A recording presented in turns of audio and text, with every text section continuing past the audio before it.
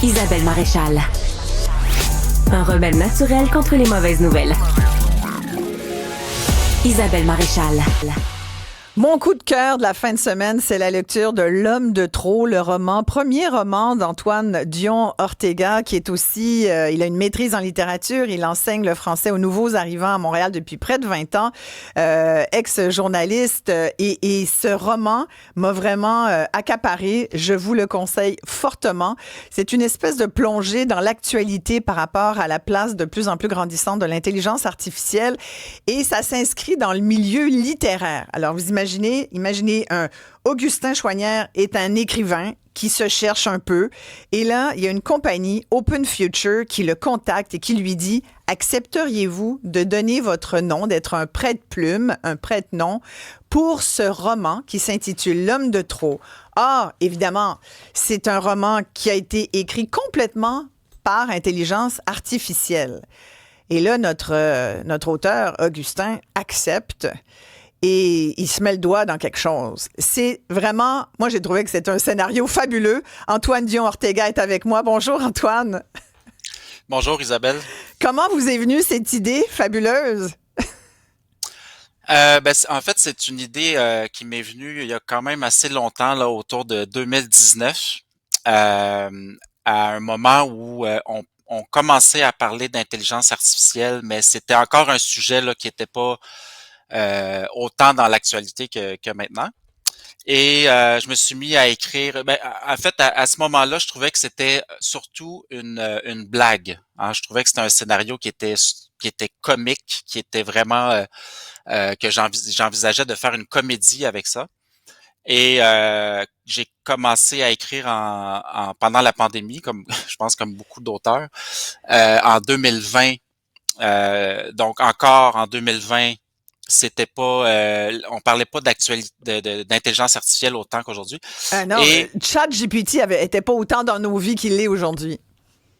Exactement, c'est ça. C'était vrai. On en parlait de temps en temps. On savait que ça s'en venait, mais on savait pas sous quelle forme. Il y avait des modèles par-ci par-là là, qu'on pouvait on pouvait aller jouer avec quelques modèles par-ci par-là, mais ChatGPT n'était pas encore arrivé. Donc c'est ça, c'est quand même quelque chose que j'ai commencé il y a 5. L'idée m'est venue il y a 5 ans à peu près. Mm-hmm. Et là, donc, vous posez la question que je pose d'ailleurs à mes auditeurs. Parce que dans le fond, votre roman pose la question, est-ce qu'on lirait un roman en sachant qu'il a été écrit par l'intelligence artificielle? Est-ce que le fait que ça soit pas un humain, un romancier, un auteur, un écrivain qui soit derrière une œuvre littéraire et que ça soit plutôt une machine, est-ce que ça gêne les lecteurs et lectrices? 187 Cube Radio, je compte sur vous pour que vous me le disiez par texto ou vous m'appelez 1-877-827-2346. Vous, Antoine, répondez donc à cette question. Comme écrivain, j'imagine que vous allez dire, j'espère que le lectorat va toujours souhaiter d'abord et avant tout des humains derrière les œuvres. C'est ça, c'est toute la question du roman que pose le roman là, qui est posé dès le début.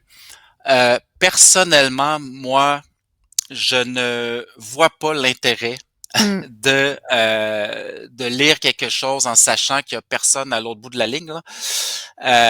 C'est-à-dire que dans le fond, je lis quelque chose un peu tout seul. J'aurais, je pense, un sentiment de solitude, alors que un roman, pour moi, c'est une interaction, c'est un dialogue avec un auteur. Si on enlève ça, pour moi, ça serait sans intérêt.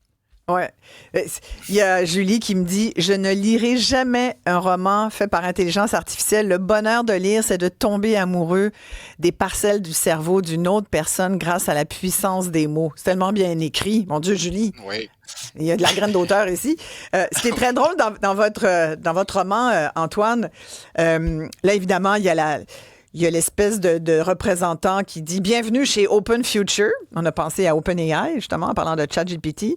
Et là, donc, l'auteur rencontre ce personnage puis il se fait expliquer que c'est donc le programme d'intelligence artificielle en production littéraire, puis qu'il y a une phase de deep learning, puis que là, il commence tout juste à expérimenter les talents d'autrice de cette personne qui a écrit L'Homme de trop. Et là, l'écrivain en herbe demande, dit, ben, ça vous a pris combien de temps à écrire ça? Puis il dit, ben, 5h27. Écrire, c'est pas ça qui est long, je vous cite. Ce qui prend du temps, c'est développer le programme, entrer les milliards de paramètres. On lui a fait lire environ 10 000 romans pour qu'elle se familiarise avec les codes de la littérature. Elle a accès à tout sans filtre ni censure. Tout ce qui nous reste à faire après, c'est lui proposer une entrée, un paragraphe ou même un début de phrase. Elle génère la suite avec la recette qu'elle a apprise et ainsi de suite. Et ça donne, dans votre roman, ça donne un best-seller, ça donne le meilleur livre qui a été écrit dans le monde. Oui, c'est vraiment un cauchemar d'écrivain. Oui, là. exactement. Un cauchemar pour les écrivains, c'est sûr. Ouais. Oui, puis c'est drôle parce que ça a été écrit, le début, là, c'était, Ouais. on était en 2020, là. C'est-à-dire que, il faut se rappeler que ChatGPT est arrivé à la fin de 2022. Euh, Fait que vous êtes donc un à ce moment, visionnaire, Antoine. ben, non, vraiment pas. C'est juste que pour moi, ce que je veux dire, c'est qu'à ce moment-là, c'était de la pure science-fiction. C'était Ouais. un roman de science-fiction j'étais en train d'écrire. Et quand ChatGPT est arrivé et qu'on a vu justement des œuvres qui étaient proposées, qui avaient été produites par intelligence artificielle, qui sont arrivées. Donc, il y a eu toutes sortes d'expériences qui ont été menées à travers le monde. Donc, des gens qui essayaient de produire des œuvres littéraires avec ChatGPT, puis là, on disait « Ah, c'est pas pire » ou « C'est très bon » ou moi, j'ai commencé à paniquer.